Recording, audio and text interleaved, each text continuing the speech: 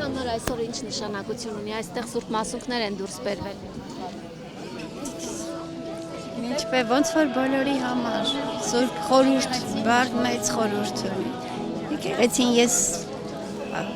հայոց առաքելական եկեղեցու հետևորդ եմ, այնպես որ ինձ որևէ մի բան, որևէ այլ կողքից ինչ որ մի խոսակցություն կամ ինչ կարող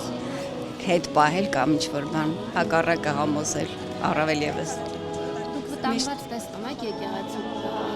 Ես չեմ կարծում, թե ինչ որ խմբակներ կամ ինչ որ բաներ կամ ինչ որ հոսանքներ ժամանակավոր կարող են խաթարել այս դարավոր ընթացքը։ Զուր ջանքեր են գործածում։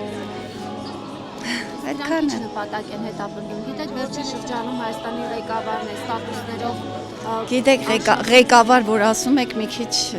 ճոխ ենք ասում։ Ես չգիտեմ, թե ինչպես այս ամեն ինչը ստացվեց։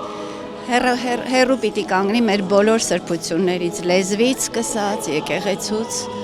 եւ մնացած բոլոր սրբություններից, ինչ որ մեր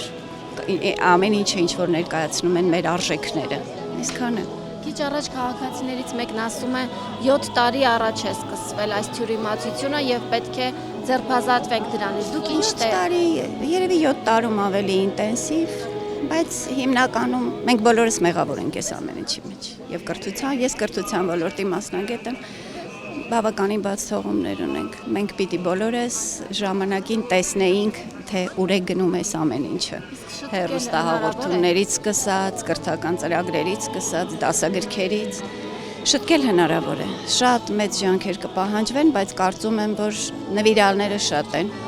Ես ինքս պատրաստ եմ կանգնել այս ամեն ինչի իմ մասով, որքանով որ ես կարող եմ օգտակար լինել իմ երկրին եւ կարծում եմ, որ կարողանալու ենք։ Օրինակ Սամվել Կարապետյանը ընդհանրապես բարերար,